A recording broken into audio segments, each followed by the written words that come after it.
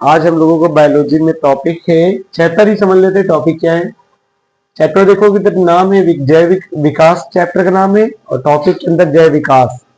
जैव विकास में सबसे महत्वपूर्ण थ्योरी दो तीन राइटर हैं पूछे जाते हैं। एक क्वेश्चन आ जाता है लॉन्ग में, जैसे कुछ वैज्ञानिक है, जैसे इसमें होते हैं डार्विनवाद की थ्योरी होती है, लैमार्कवाद की थ्योरी होती है, प्लस एक होती है जैव परिवर्तनवाद। तीन क्वेश्चन में से एक क्वेश्चन आ जाता है एग्जाम में।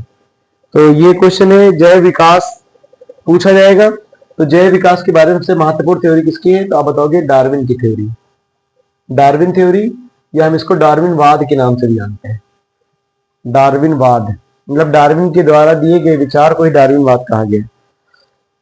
इन्होंने जैव विकास बताया क्या। जैव मतलब होता है जीव, और विकास मतलब जानते हैं किसी चीज में परिवर्तन होना ही विकास कहलाता है। तो जीवों का विकास किस प्रकार हुआ है,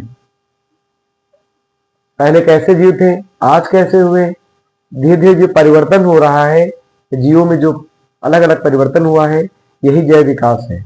जैसे एग्जांपल समझ लेते हैं, आज के लाखों वर्ष पहले पृथ्वी पर सबसे पहले आदि मानव बंदर की जैसा दिखा था। फिर आदि मानव, तो आदि मानव के भी कई रूप आए। उसमें ऑस्ट्रेलियोपिथेकस मानव था, रामापिथेकस था, जावा मानव था। ऐसे करके करके कई सारे जीवों का विकास हुआ। पहले क्या होता था, बंदर की शक्ल जैसे दिखने वाला मानव, उसमें चेहरा भी अलग प्रकार का था, उसके हाथ के बजाय वो चारों पैर माने जाते थे। देखते हैं जैसे बंदर आज का है, वैसे ही मानव भी वैसा ही था। लेकिन मानव ने अपनी जरूरत के अनुसार क्या किया, उसने धीरे धीरे कार्य करना शुरू किया। जब जरूरत के अनुसार कार्य करना शुरू किया, वैसे वैसे उनका अंग विकसित होता चला गया। पहले मानव, जैसे बंदर की पूंछ होती थी, तो पहले मानव की भी पूंछ होती थी। आप एक मूवी आती है अवतार मूवी, देखिएगा अगर आप टाइम मिले कभी तो अवतार मूवी देखिएगा। उसमें सेम अवतार मूवी में वैसे ही मानव कैसे कैसे विकास गया है, वैसे ही। तो जैव विकास, तो जैव विकास में पहले पूरे शरीर पे कहा जाता था कि घने बालों की मात्रा होती थी, लेकिन धीरे धीरे आकार, आकृति और सब में क्या हो गया, परिवर्तन हो गया। पहले बहुत सरल जीव थे, सरल जीव थे। अब सरल जीव से जटिल जीव हो गए। जटिल जीव है कि नहीं, देखते हैं मनुष्य, पुरुष की बात करते हैं, महिलाओं की बात करते हैं, दो श्रेणियों में बांट दीजिए, तो देखते हैं कि हर एक व्यक्ति का चेहरा एक जैसा नहीं है, सब में बहुत अलग अलग परिवर्तन है। कहते हैं बहुत, कोई बहुत अच्छा दिखता है देखने में, कोई बहुत उससे कम दिखता है, कुछ उससे कम दिखता है। तो आकार, आकृति, इन सब में जो परिवर्तन हुआ है जीवों का, सरल जीव से क्रमिक जीव, जटिल जीव। जटिल मतलब होता है पहले सीधे थे, सरल थे, साधारण थे, अब जीवों में बहुत बड़ा परिवर्तन होने लगा है। पहले सभी जीव जो होते एक जैसे दिखते थे, लेकिन अब क्या हुआ, इन जीवों में कहीं ना कहीं परिवर्तन हो गया, और यही परिवर्तन कहलाया जैव विकास। तो सीधी सी परिभाषा आप लिखना चाहें तो ऐसे लिख सकते हैं कि प्रारंभिक जीवन में निम्न कोटि के जीव वाले जो जीव थे, जिनका जीवन सरल था, उसी सरल जीवन को वर्तमान के जीवन में बदलकर जटिल जीवों के रूप में बनना, ये क्या कहलाया, जैव विकास कहलाया। मतलब पहले प्राणी सरल था, अब हो गया है जटिल, उसमें परिवर्तन होने लगे। तो डार्विनवाद की विचारधारा क्या थी, तो डार्विनवाद की विचारधारा थी कि प्रकृति जो होती है वह जंतु और पौधों का इस प्रकार चयन करती है कि वह जीव जो इस वातावरण में रहने के लिए सबसे अधिक अनुकूलित होते हैं संरक्षित हो जाते हैं, और जो जीव कम अनुकूलित होते हैं वो नष्ट हो जाते हैं। तो सीधी सी मतलब बात यही है, डार्विनवाद का विचार ही यही था कि वातावरण में जीव और पेड़ पौधे सब रहते हैं। पेड़ पौधे भी जीव ही हैं, सजीव रहते हैं ना, है ना। वैसे ही जीव जंतु भी जीव सजीव ही होते हैं। कह रहे हैं चाहे पेड़ पौधे हो चाहे जीव जंतु, दोनों को वातावरण के अनुसार रहना पड़ता है। अगर वातावरण के अनुसार अनुकूलित नहीं हो पाते, अनुकूलित का मतलब होता है अपने को ढाल नहीं पाते, तो वो सारे जीव नष्ट हो जाएंगे। जैसे पेड़ पौधों के अंदर भी क्षमता पाई जाती है। एग्जाम्पल देख लीजिएगा, अभी फरवरी मार्च का समय आता है, पेड़ों से पत्तियां गिर जाती हैं, पेड़ ऐसे हो जाते हैं। और जैसे इधर फरवरी के बाद का महीना आता है, इसको हम पतझड़ के मौसम के बाद फिर देखते हैं हरे भरे पौधे आ जाते हैं। तो मौसम के अनुसार अपने को ढाल रहे हैं, वैसे जीव भी है। अगर अपने हिसाब से वातावरण के अनुसार ढलेगा तो ही वो एक अच्छा प्राणी कहलाएगा और तभी वो जीवित रह पाएगा। जैसे एग्जाम्पल समझते हैं, पहले यहाँ पर शेरों की संख्या बहुत ज्यादा थी, बाघ बहुत ज्यादा थे, डायनासोर यहाँ पाए जाते थे, लेकिन अब नहीं पाए गए। कारण क्या है? कारण ये था क्योंकि वो कुछ ऐसे प्राणी जो थे जो अपने शरीर को ढाल ही नहीं पा रहे थे, वातावरण के अनुसार अपने शरीर को ढाल नहीं पा रहे थे। कैसे वातावरण के अनुसार? इसे बहुत ठंडक का सीजन आ रहा है, अब कोई व्यक्ति ऐसा होगा जिसको ठंडक बहुत ज्यादा लगती होगी। अगर ठंडक के अनुसार आप उस मौसम के अनुसार अपने शरीर को आप ढाल नहीं पा रहे तो आप बीमार पड़ जाओगे।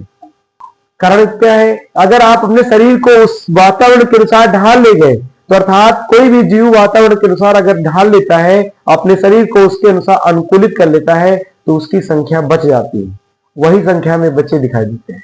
लेकिन जैसे जैसे वातावरण के अनुसार अगर शरीर व्यक्ति या जीव ढाल नहीं पा रहा है, एक समय के बाद वो नष्ट हो जाएगा।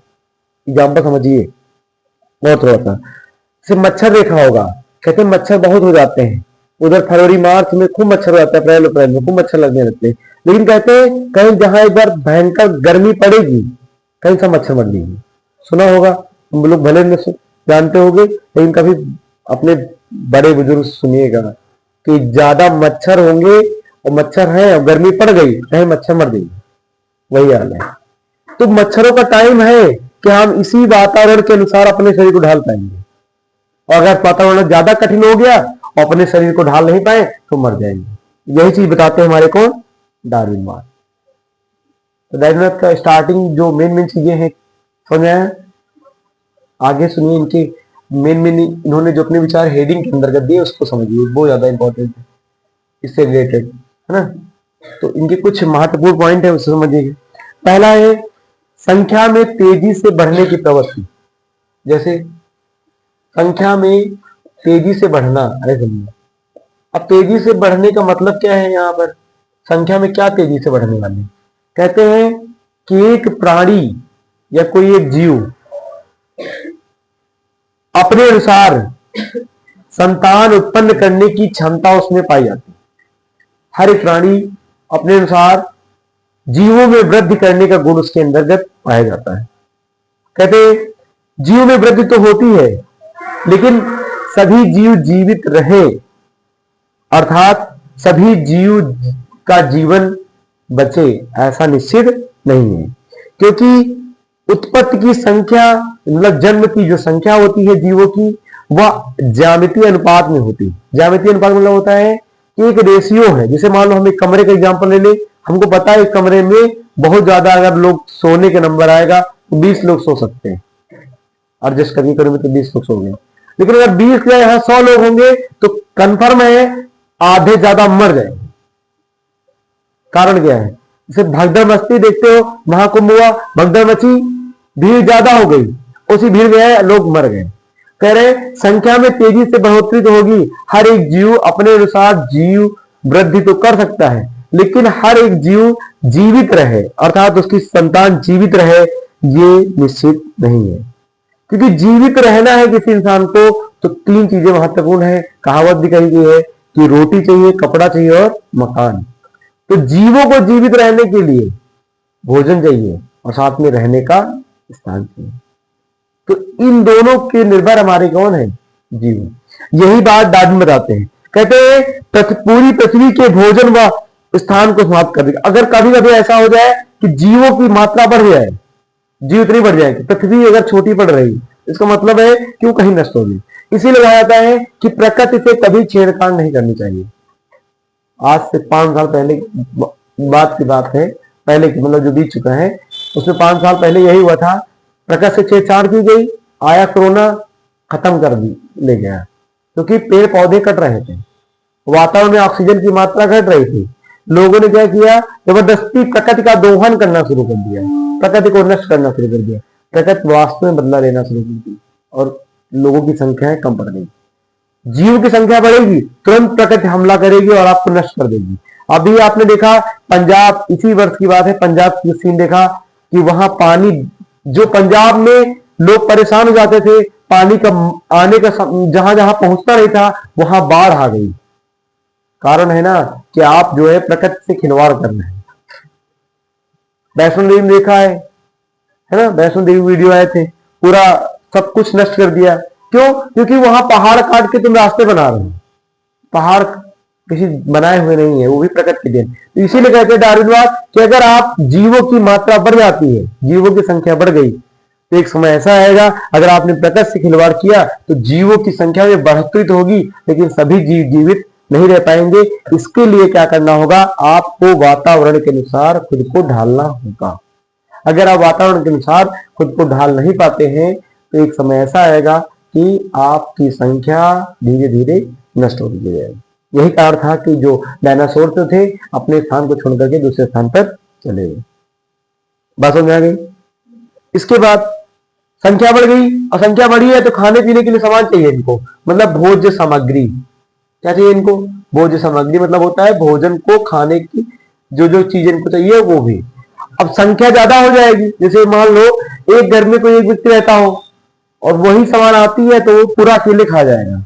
लेकिन अगर उसी घर में संख्या में बढ़ोतरी कर दी जाए तो सामान उतनी आ रही थी, खाने वाले 10 हो गए, उसका छोटा छोटा भाग मिलेगा। तो फिर जो छोटा छोटा भाग मिलेगा ना, तो आपस में लड़ेंगे सब, एक दूसरे आपस में क्या होंगे? लड़ेंगे। और ये लड़ने का कारण है, अगर एक ही परिवार के आदमी लड़ रहे हैं, एक ही परिवार के प्राणी आपस में क्या कर रहे हैं? लड़ रहे हैं, नष्ट हो रहे हैं।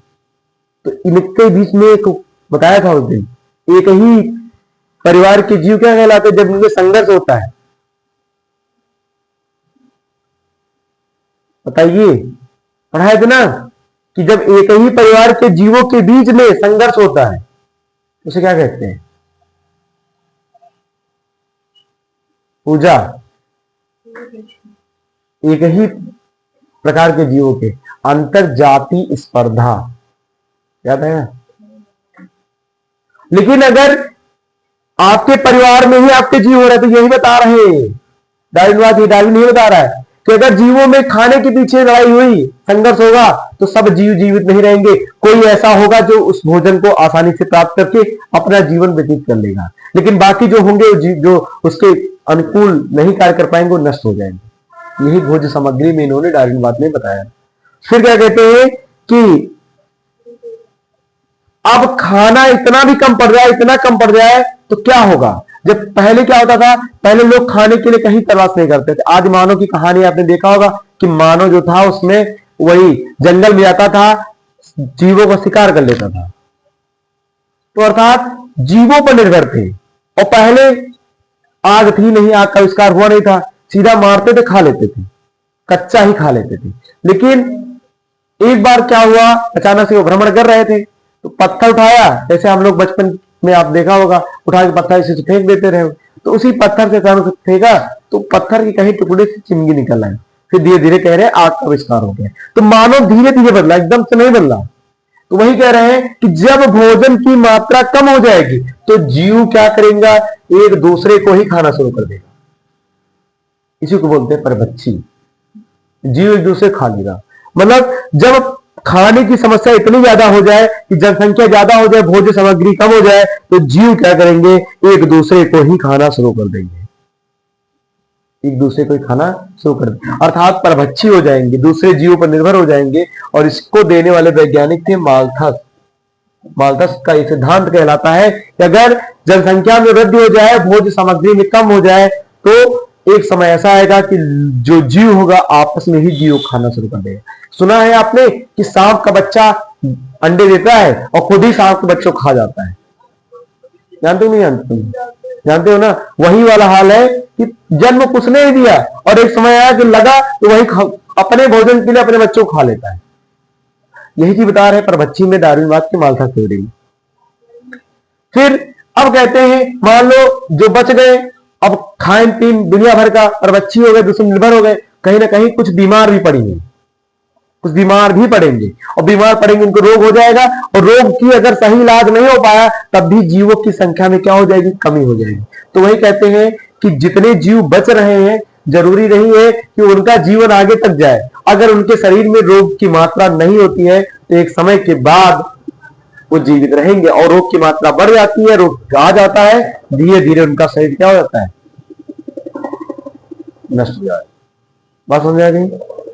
फिर इसके बाद अब स्थिर हो गए, अब इनको रहने के लिए चाहिए क्या, स्थान चाहिए। भैया रहोगे कहां, रहने के लिए अब इसमें भी लड़ाई होगी। जैसे एक ही परिवार घर होता है ना, पिताजी जब तक रहते हैं तब तक तो लड़कों में भाइयों में विवाद नहीं होता है, लेकिन पिताजी के न रहने पर भाई भाई में विवाद, ये कमरा हमारा है, ये बाथरूम हमारा है, किचन हमारा है। वही वहां जीवों के साथ वहां पर भी डार्विन बता रहा है कि संख्या इतनी ज्यादा हो जाएगी कि जीवों के रहने के लिए स्थान तक नहीं बचेगा, और अगर स्थान नहीं बचाए तो एक समस्या ऐसी आएगी कि जीव नष्ट हो जाएंगे, और जीवों में फिर लड़ाई होगी, झगड़े होंगे, और फिर उसका विचार खत्म हो जाएगा। ये स्थान के अंतर्गत इनके विचार का जाए। फिर अब मान लीजिए स्थान में रह गए, अब प्रकृति भी अपना एक रूप बदलती है। जैसे कभी भूकंप आ जाता है ना, कभी सुनामी आती, कभी बाढ़ आ जाता है। इसे देखा है कि अभी कुछ समय पहले यहाँ बारिश हुई, 4-5 दिन लगातार हो रही थी, एक हफ्ता तक हुई, क्योंकि उधर उड़ीसा साइड में चक्रवात आया था। चक्रवात के 200 गांव खाली करा लिया गया था, क्योंकि समुद्र का एरिया है, चक्रवात पे पानी का बहाव आता तो बाढ़ संभावना हो जाती। इसीलिए कह रहे हैं कि डार्विनवाद ने कहा कि अगर जो जीवित रह गया है तो कुछ जीवों को क्या कौन कहा जाएगा, प्राकृतिक आपदाएं, भूकंप, बाढ़, सुनामी, ये सब जाके नष्ट कर देगी। अर्थात जंतु अगर वातावरण के रूप में बाधक बनेगा, बाधक मतलब उसको नष्ट करेगा, तो एक समय ऐसा आएगा कि प्राकृतिक आपदाएं जीवन को जो होगा वो नष्ट कर देंगी। और लास्ट में अब मान लीजिए ये सब चीजें अपने आप को ढाल ले गए, ये एक परिवार के अंदर हो रहा है, समझे एक जगह पे रह रहे हैं। अब क्या हुआ कि सब कुछ इसको इस जीव की जगह अपने समझो, अपने एग्जाम्पल हम समझ में आएगा। संख्या में परिवार में बच्चे हो गए, कई सारे थे एक परिवार में, जैसे हम लोगों में एक परिवार में 10-12 लोग हो गए मान लीजिए। भोजन की लड़ाई झगड़े हुए, उसके बाद फिर आपस में लड़ कट रहे हैं, कहते ना भाई भाई में कटे पिटे जा रहे हैं, पर बच्ची समझ लो उसको।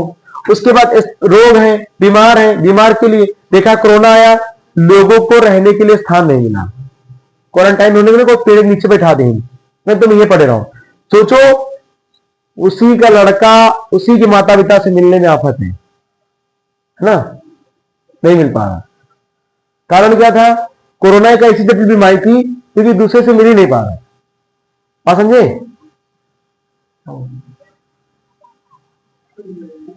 दोस्तों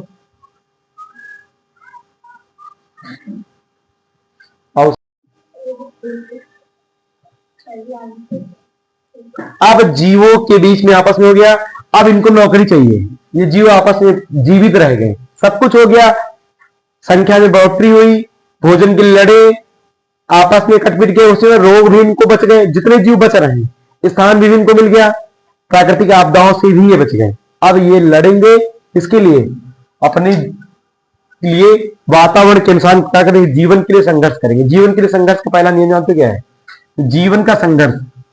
जीवन का संघर्ष समझते हैं क्या होता है, जैसे शादी है संघर्ष है, बहुत सही, मतलब शादी करना ही जीवन का पहला संघर्ष है, ऐसा नहीं है। कौन कहेगा भैया, तो जो आदमी शादी कर रहा है तो वो संघर्ष करे ले कर रहा है। जीवन के लिए संघर्ष क्या है, आपका संघर्ष यही है कि आप पढ़ो लिखो, अच्छी नौकरी मिल जाए, है ना। जीवन का पहला संघर्ष यही है।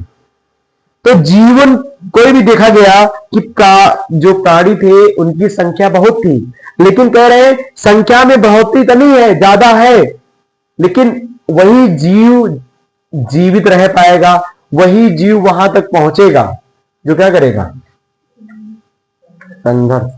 और संघर्ष सिर्फ 90 दिन का है, इसके बाद तो एकदम आजादी।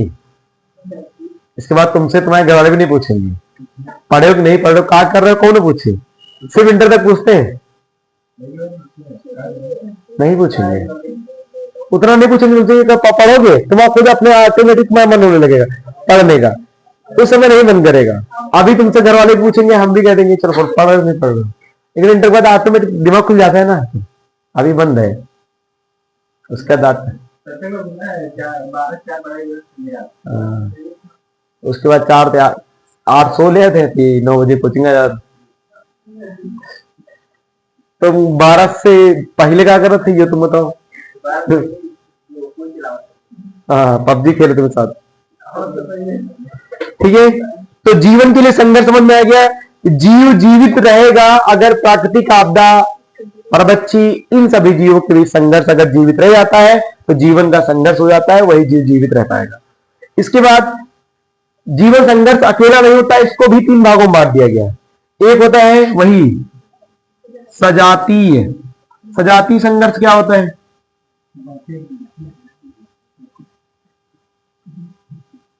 हाँ, यही बस कोई लड़की देखो, बस घर वाले तो कहते सबसे पहले तुम्हारा ब्याह करो, कह देंगे कल अगर पहले करो, नहीं दो पता लगे आफतें करे आफत। ऐसे तुम्हारे घर से कोई आता नहीं बता। हाँ, इंतजार कर, नंबर आओ तो हमको लगे आधा दिमाग खराब हो जाए, कहो डिप्रेशन की पेशेंट हो जाए तुम, हमारा नंबर कब आए। बता दे थे मम्मी से कि बहुरिया पहले व्यवस्था करो, क्योंकि बिटिया चली जाएंगी तो उनकी कमी का ख्याल कौन रखेगा आपका, है ना। पहुंचा देंगे बात हम वहां तक। देखो आगे चर्चा चलाते हैं, इधर बहुत बेसब्री से इंतजार कर रहा है। देखो सजाती क्या होता है? एक ही जात के जीवों के बीच में होने वाला संघर्ष सजाती कहलाता है। बात समझे? एक ही जाति, अगर शेर शेर के बीच में संघर्ष हो रहा है, सजाती संघर्ष है। मतलब प्राणी एक ही जीव हो, उन्हीं के बीच में संघर्ष हो रहा, जैसे भाई भाइयों में संघर्ष हो रहा है तो ये भी सजाती कहलाएगा कि एक ही भाई भाई भी होना। भाई बहन में हो जाए तो जाति नहीं है, तो उसको कहेंगे अंतरा जाति। अगर दूसरे मतलब जात चेंज हो जाए, अंतरा जाति कहेंगे, अंतरा जाति संघर्ष। ठीक है, दूसरे जात के जीवों में संघर्ष है तो क्या कहते हैं उसको? अंतरा जाति। मतलब इसमें एक से ज्यादा लोग संघर्ष करेंगे तो अंतरा जाति कहना है। लेकिन लास्ट है जब भाई भाइयों में संघर्ष हो गया, दूसरे परिवार संघर्ष हो गया, लास्ट में किससे संघर्ष करना है? लास्ट में संघर्ष करना है वातावरण से संघर्ष करना है सबको। तो लास्ट होता है वातावरणीय संघर्ष। वातावरण से भी आपको क्या करना पड़ेगा? संघर्ष करना पड़ेगा। तूफान, सर्दी, जुकाम, बाढ़, सुनामी, सबसे संघर्ष करो, और संघर्ष कर लेंगे जीवित। ये देखो ना, जब ठंडी होती है तो बेचारे जो एज ज्यादा होती है ना, वो बेचारे मर जाते हैं। क्यों? क्योंकि उनके संघर्ष करने का जीवन खत्म हो गया पहले से ही, अब वो कहां जीवित रहे। और ये ठंडी कहीं ना, पुराने ठंडी निपट गई। यही है जीवन संघर्ष। ठीक है, फिर कहा गया कि विभिन्नताएं होती हैं जीवों में। क्या होती है? विभिन्नताएं होती हैं। सभी जीव एक जैसे नहीं होते। एक ही माता पिता के 2 बच्चे शकल सूरत सब में बदल जाते हैं। ये हाँ, तो वे प्रिंस कहते हैं, जुड़वा बच्चे। मतलब यही बता रहा है कि जीव कभी भी एक जैसे नहीं होते। प्रिंस भले हो, लेकिन डीएनए उसमें जो कुछ मात्रा होगी डिफरेंट होगी। अभी हम लोग केमिस्ट्री में लास्ट चैप्टर पढ़ेंगे, वहां पर पढ़ेंगे के बारे में, उसके जैवणों में कुछ ना कुछ चीजें डिफरेंट होंगी। मतलब कह रहे हैं एक जीव कभी भी एक जैसे नहीं हो सकते। मैं की माता पिता की 2 संतानें होंगी, दोनों डिफरेंट होंगी। सब कुछ चेहरा मोहरा भले मिले, लेकिन जीन बदल जाएंगे। जीन मतलब समझे, गुणसूत्र बदलेगा कंफर्म। तो वही कह रहे हैं कहीं यही वंशागत होगी, पीढ़ी दर पीढ़ी दूसरे में ट्रांसफर होती है। कह रहे हैं विभिन्नताएं तो होगी, लेकिन एक जीव से दूसरे जीव में संघर्ष होता रहे। और फिर जब सब कुछ संघर्ष हो जाएगा तो लास्ट में आपको प्रूव करना है आपके अंदर योग्यता है कि नहीं। आप पढ़ाई वढ़ाई सब कर लियो, अब आपको जाना पड़ेगा कहां? लक्ष्य की ओर, जहां पे आपको आखिरी सीढ़ी, इसे कहते हैं योग्यतम की उत्तरजीविता। योग्यतम की उत्तरजीविता। सब कुछ तो हो गया, अब आप जा रहे हो वहां पे जिसे नौकरी लेना है, आप बनवाते हो सीवी बनवाते हो। सीवी बनवाते हो, सीवी में जाते हो तो पहले इंटरव्यू ले लेता है, चलो इंटरव्यू दो आके, या कि पढ़ाने जा रहे हो, कहीं 3 दिन ट्रायल होगा पहले, देखिए तुमका आवत कि नहीं आवत, पढ़ा पाओगे नहीं पढ़ा पाओगे। तो ट्रायल मतलब होता है कि जीव सबसे संघर्ष करके पहुंच गया, अब उसको अंतिम सीढ़ी पहुंचनी है, अपनी योग्यता को दिखाना कि हाँ मेरे अंदर जीवित रहने के वो सारे गुण थे, मैंने उन सभी चीजों को संघर्ष से आगे बढ़ा। इसे कहते हैं योग्यतम की उत्तर जीवता। मतलब इसको देने वाले वैज्ञानिक हैं हर्बर्ट स्पेंसर। स्पेंसर ने इनको दिया है, याद रखिएगा। स्पेंसर ने योग्यतम की उत्तर जीवता का सिद्धांत दिया, और सबसे अधिक प्रभावित हुए डार्विन तो सिर्फ इसी से हुए कि भाई ये तो शुरुआत के हैं, अंतिम तो यही सीढ़ी है। जैसे आप ऐसे लिखते हो तो लास्ट में लिखना होता है क्या हेडिंग, कौन सी हेडिंग? हाँ ऐसे में।